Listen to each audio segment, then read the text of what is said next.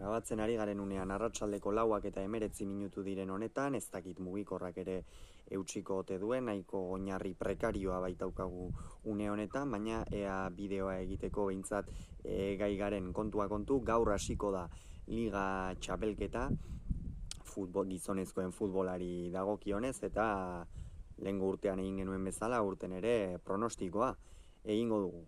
Gogoratuko dugu aurtengoan ere 20 talde izango direla, 38 jardunalditara, eta urten lehengo urtearekin alderatuta 3 talde berrirekin, hau da, bigarren mailatik igo diren 3 taldeekin, hain zuzen ere Leganes, Valladolid eta Espainol izan ziren urrenez urren 3 talde horiek, eta horrela egingo dugu bideoa. Batetik noski txapelduna, txapeldunen ligara sailkatuko diren taldeak, Europako txapelketetan, gainontzeko txapelketetan, Europa League eta konferentzean sartuko direnak, eta gero jaitsieran geratuko direnak. Beraz, besterik gabe has gaitezen. Txapelduna nik uste ia mundu guztiak nahiko garbi duela. Real Madrid. Real Madridek azkenean sekulako taldea osatu du aurten, Florentino Perezek eta Real Madrideko zalegoak orokorrean denbora asko zeramaten, hain zuzen ere 7 urte zeramatzaten Kylian Mbapperen zurrumurru horrekin. Azkenerako joan den ekainean baieztatu zen Kylian Mbappe aurten Real Madrideko jokalaria izango zela 5 urtez sinatuta. Madrilar askoren eta madrilzale askoren ametsa beraz bete da, frantziarrizarra Real Madrideko jokalari da gaur egun, eta horrek noski ligan asko baldintzatzen du. Zergatik, desberdintasun ikeragarriak markatzen dituen jokalari bat delako Mbappe, azken finean dena dauka, ez? Izkin egiteko joera, area barruan errematatzekoa, sekulako abiadura, edozein distantziatatik baloia hartu eta hainbat atzelari kanporatzekoa, ikeragarria da duen gaitasuna, eta zerbaitegatik kontsideratzen da egungo jokalaririk onena, eta horri noski gehitu behar dizkiozu Jude Bellingham, Vinicius, Rodrigo, Fede Valverde atzealdean, Mendy, ikusiko dugu Militao eta Alaba noiz errekuperatzen diren, baina atzealdean ere talde sendoa du, Rudiger, talde ikeragarria, izen handiak denak, eta atzo ere Europako Superkopa irabazi berritan dira Madrildarrak Atalantaren aurka hain zuzen ere, eta iruditzen zait beraz Real Madrid izango dela txapelduna. Bigarren postuan Atletico Madrid ikusten dut. Ziur aski jende askok Bartzelonaren aldeko autua egingo du, baina iruditzen zait aurten momentuz izenei dagokienez Atletico Madridek talde osatuagoa duela. Batetik fitxaketa asko egin ditu, sekulako inbertsioa egin du aurten Atletico Madridek, Miguel Angel Gilmarinek aurten bai, diru zorroa atera eta banatzen hasi da, urrunera joan gabe, Realeko jokalarioi Robin Lenormand fitxatu dute, Julian Álvarez aurrekoan egin zen ofizial Manchester Cityko aurrelaria,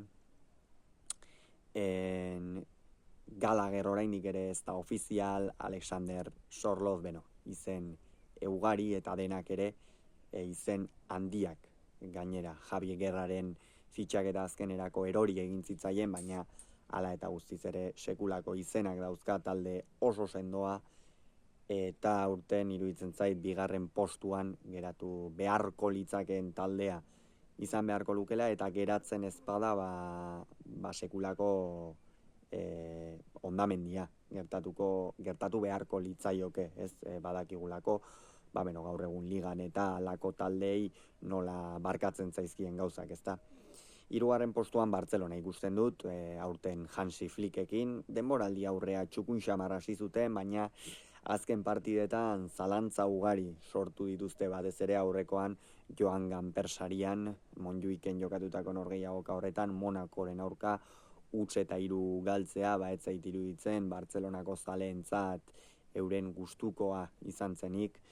Izan ere, gauza bada galtzea eta bestea da 3-3 galtzea, ez? Azken finean jokalari oso onak dituzu, fitxaketa bakarra egin dute, gogoratuko dugu ekonomikoki ere Bartzelona ez da bilela sano-sano, fitxaketa bakarra egin du Dani Olmo, egia da Eurokopan Espainiako selekzioan oso jokalari garrantzitsua izan dela, gainera Bartzelonako arrobikoa da, beraz, egin batean Masiako eta Bartzelonako inguru hori ere ongi ezagutzen duena, eta bestalde, noski konserbatu dituen jokalariak ez, Lewandowski, Rafinha, Lamine Yamal, aurten,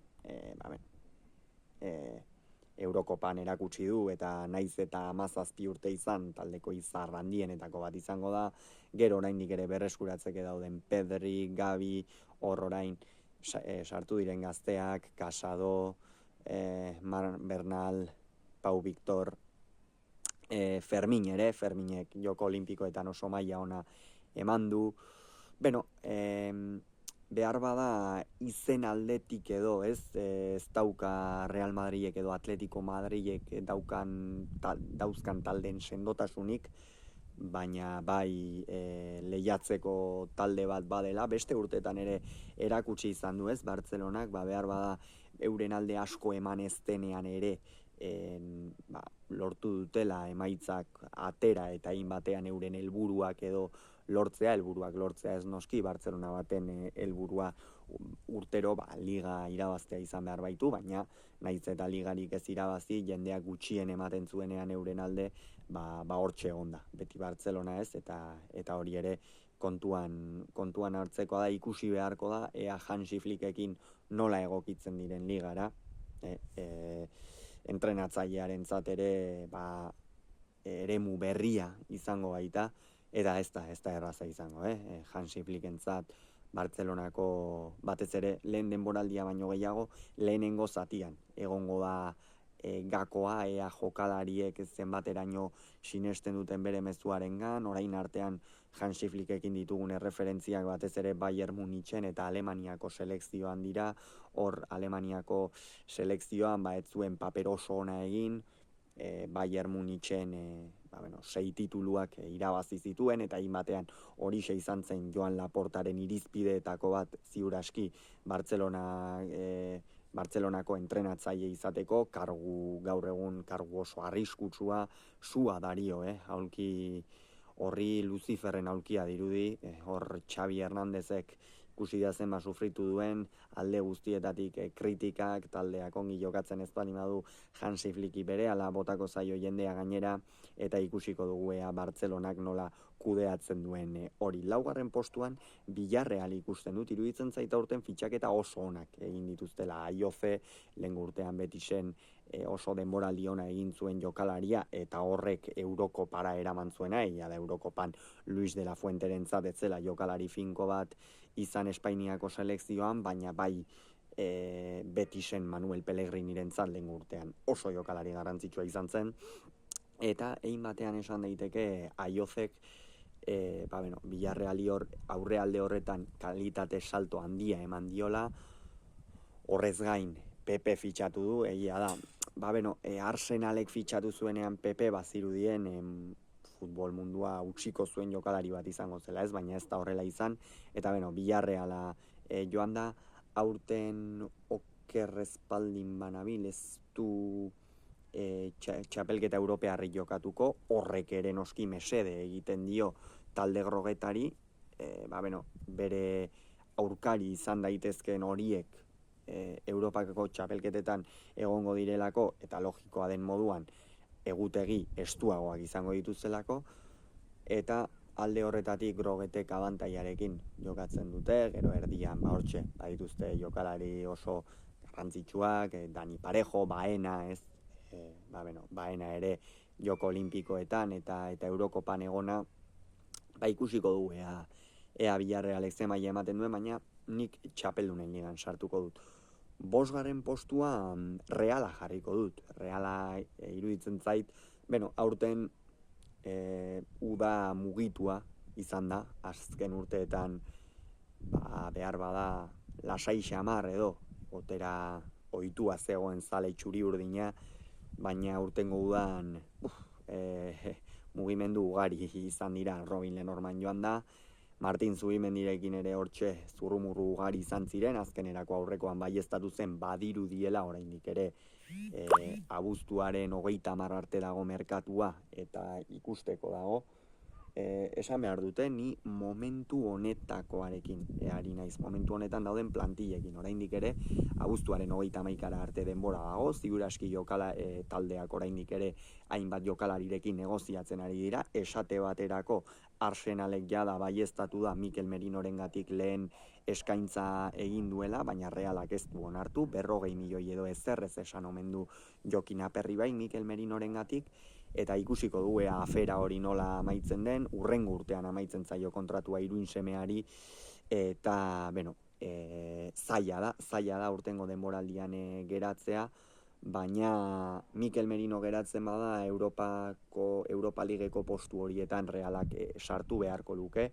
Horrez gain Sergio Gomez eta Javi López fitxatu ditu, denboraldi aurrean Javi Lópezen maila polita eman du, Sergio Gomez oraindik ere ez dugu ikusi, elastiko txuri urdinarekin, joko olimpikoetan aritu delako Espainiako selekzioarekin, Jon Pacheco eta Beñaturrientes taldekide izango dituenekin batera, eta gero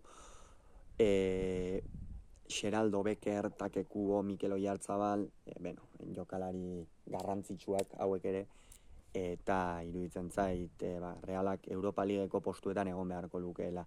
6. postuan Atletik ikusten dut. Atletikek, lehen urtean denboraldi oso ona egin zuen, ia biribila, kopa irabazi zuen, Europan helburua Europan sartzea zen eta bete zuten, eta aurten nahiko kateatuta ibili dira merkatuan Nico Williamsen afera zela, eta noski Nico Williams Eurokopako Espainiako selekzioaren jokalari onena izan da.